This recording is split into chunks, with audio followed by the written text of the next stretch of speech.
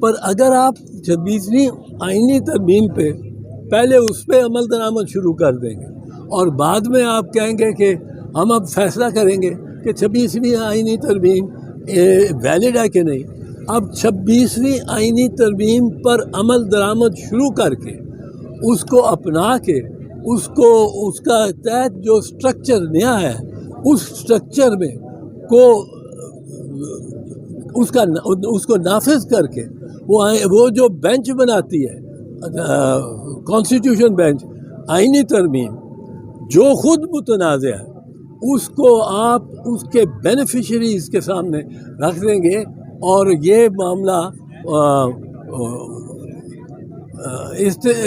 it is putting the cart before the horse, جو ٹانگا ہے